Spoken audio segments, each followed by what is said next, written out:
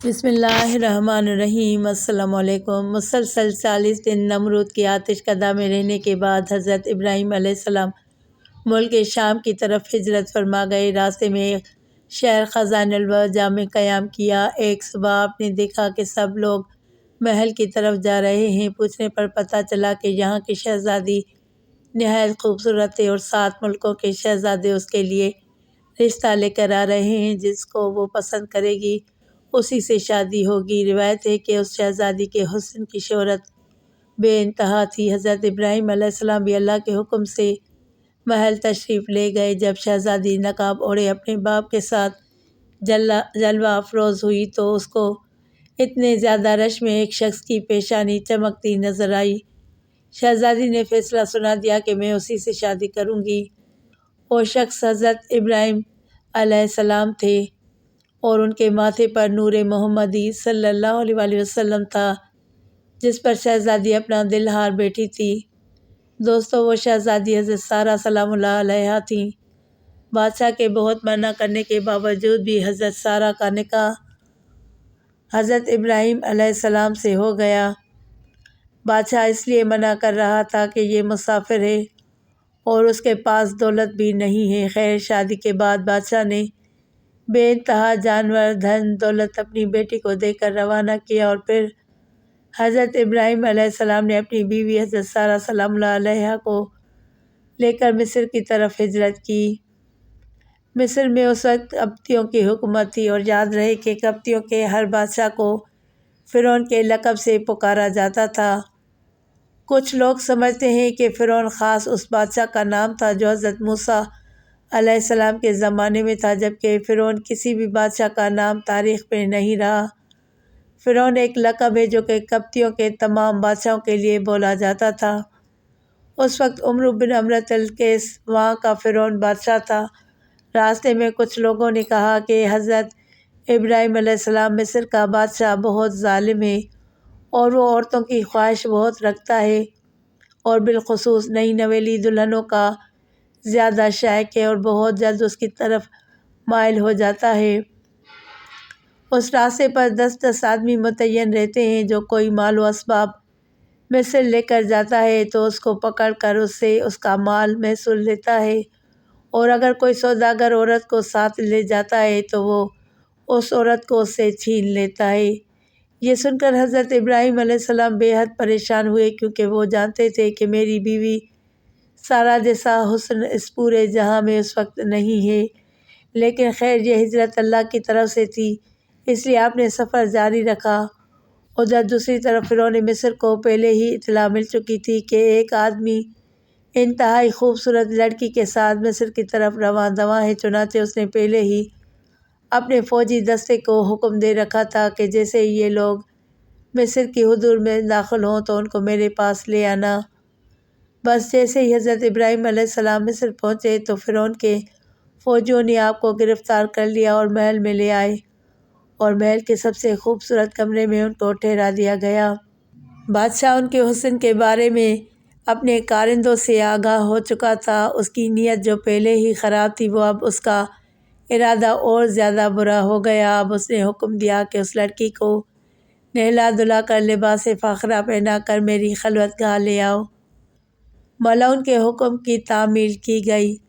جب حضرت سارہ کو تیار کر کے فرعون کی خلوت گاہ میں پہنچا دیا گیا تو آپ وہاں پر اللہ کے حضور عبادت میں مصروف ہو گئیں۔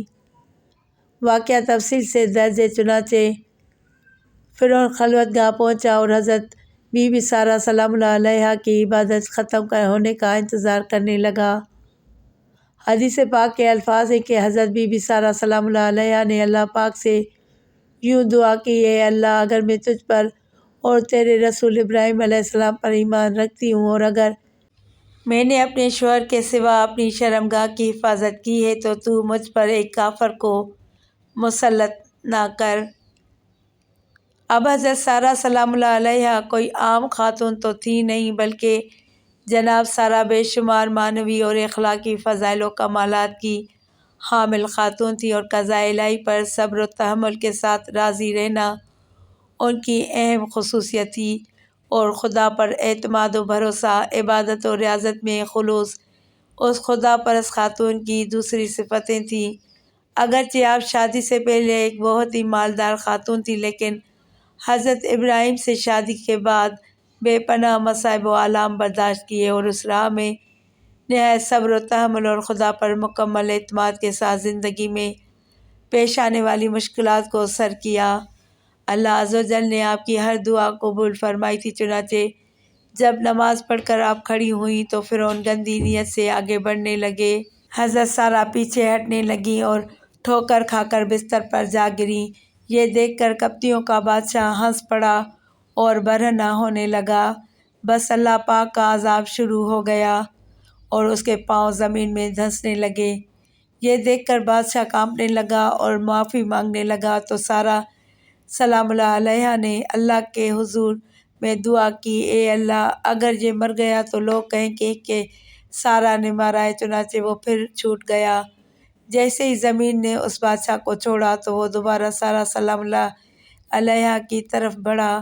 حضرت سارہ سلام اللہ علیہا نے پھر اللہ سے دعا کی، اے اللہ، میں تجھ پر اور تیرے رسول پر ایمان رکھتی ہوں اور اپنے شوہر ابراہیم علیہ السلام کے سوا ہر موقع پر میں نے اپنی شرمگاہ کی حفاظت کی ہے، تو مجھ پر اس کافر کو مسلط نہ کر۔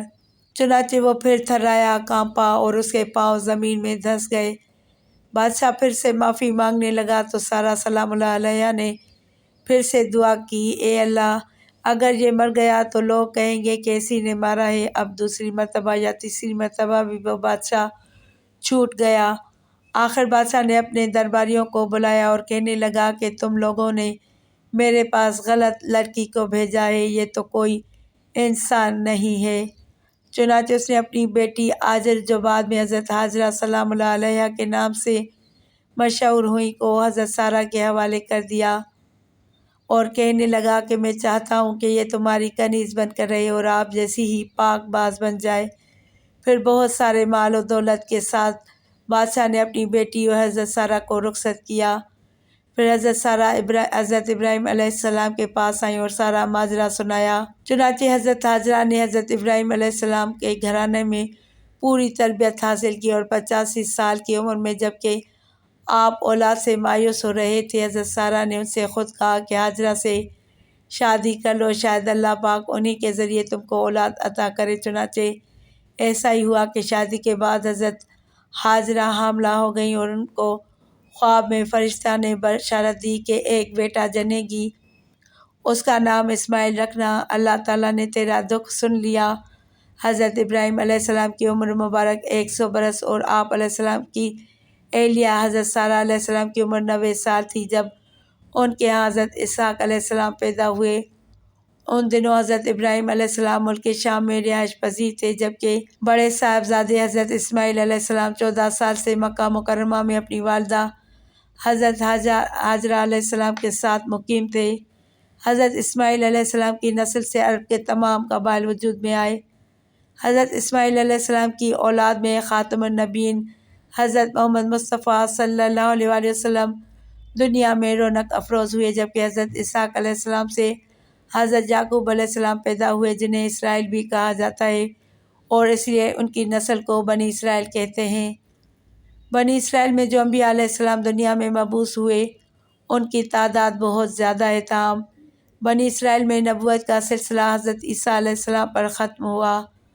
حضرت بی بی سارہ سلام اللہ علیہا کا انتقال 127 برس کی عمر میں ہوا۔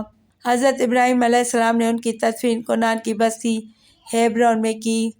آئیے اب مل کر دعا کرتے ہیں کہ وہ ہماری بہنوں، ماؤں، بیویوں کو حضرت بی بی سارہ سلام اللہ علیہا جیسی پاک دامنی نصیب فرمائے۔ اے اللہ پاک، ہمارے گناہوں کو معاف فرما دے اور ہم پر وہ بوجھ نہ ڈال کہ جس کو اٹھانے کی طاقت ہم میں نہیں۔